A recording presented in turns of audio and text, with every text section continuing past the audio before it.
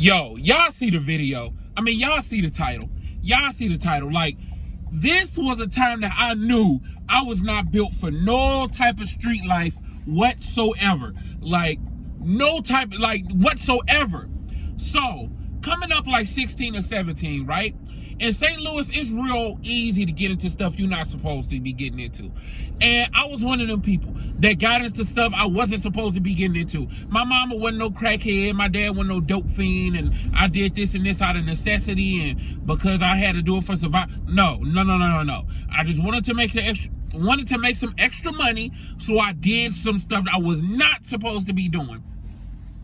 This was when I realized, oh yeah, this ain't for me at all.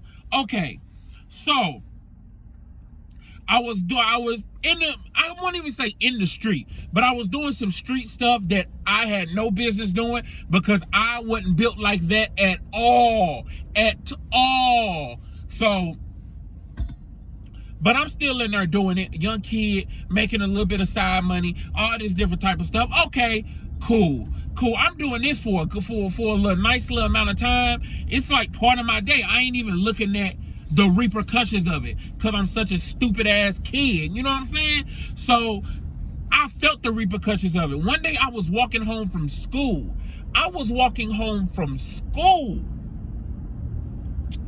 And the police pulled up next to me. The police said, they said my name. They said, hey, are you blah, blah, blah, blah, blah, blah, blah. I was like, yeah.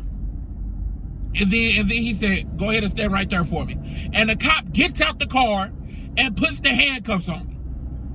Get out the car and put the handcuff on me. And I sit in the back of the police car with the door open until another police car comes past. At this point, I'm panicking. At this point, I'm like, oh my goodness, what?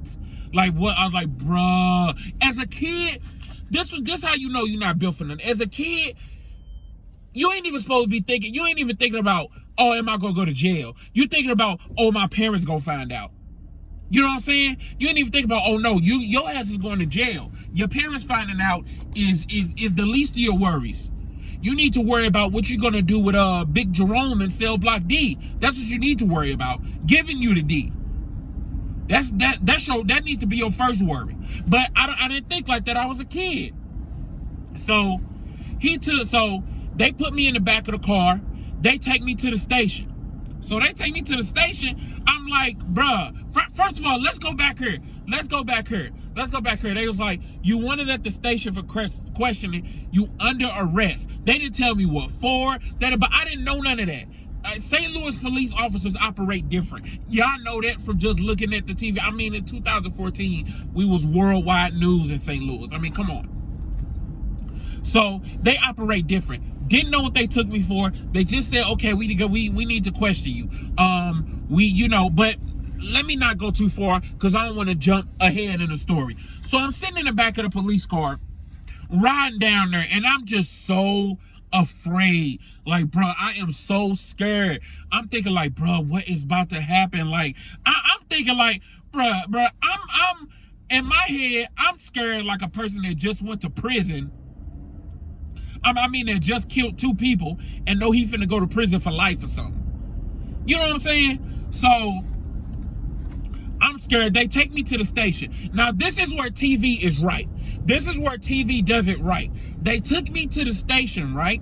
And there is a chair that you sit in, and the police officer just walking on by, detectives walking on by. It does not make a difference. You in that chair, you in handcuffs, and you're going to be waiting there for a long time. Like double-digit hours is what it felt like. I think it only ended up being like 8 hours or something. But double-digit hours.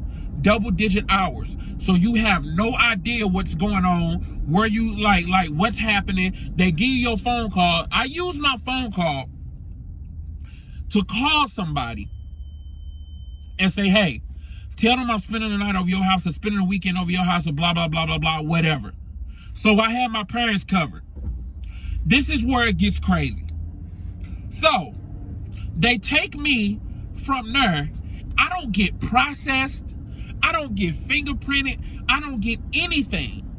But they put me in a holding cell. Now that I'm an adult, I'm thinking like, man, what if they had killed me? Bruh, the St. Louis police now is like nothing compared to how they used to be back then, bro. It used to be off the chain. I'm in a holding cell, and look, when I'm in that holding cell, this is how you know that you're not built for this. This is how you know that you're not built for this.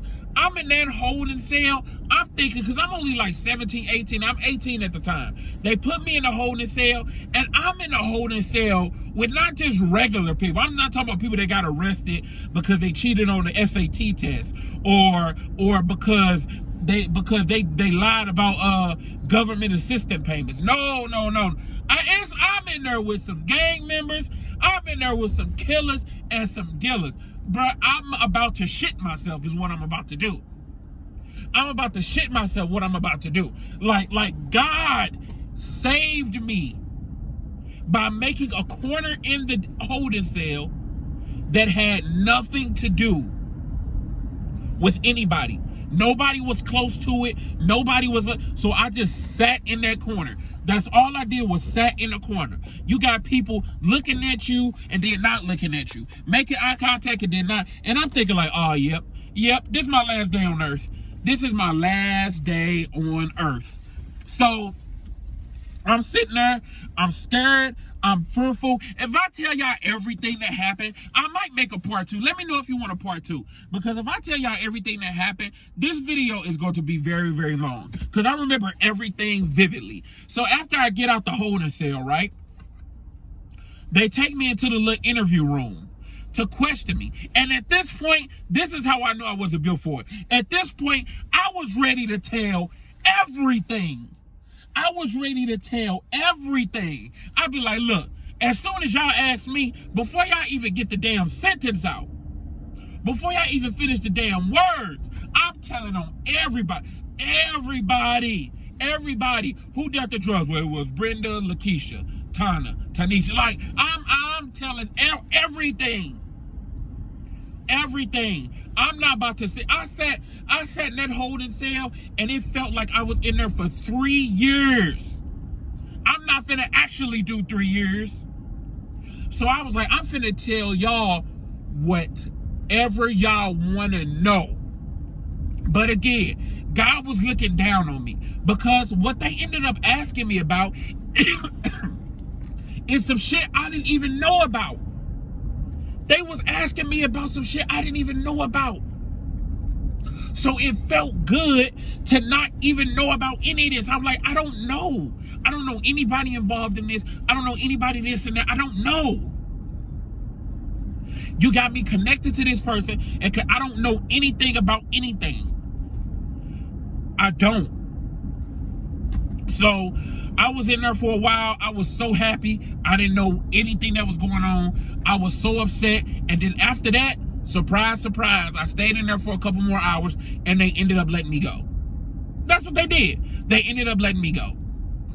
They saw somebody hanging out with somebody that was hanging out with somebody that was hanging out with somebody that was hanging out with me, and they thought they was gonna be able to crack me. And you know what was? And you know what? They had the right damn idea, cause I cracked before they even stepped into that room. I was finna tell everything. So let this be a message. I've seen it, bruh. Let this be a message. I don't care what you do. I don't care if you're selling nickel bags of illegal Honey Nut Cheerios. Like, stop. I don't get, like, even if it's just a holding cell, jail ain't no place to be, bruh. It ain't no place to be. And if y'all want a part 2, because there's a lot of parts I left out to stop this video from being 30 minutes. If y'all want a part 2, let me know, bruh. And I'll holler at y'all later.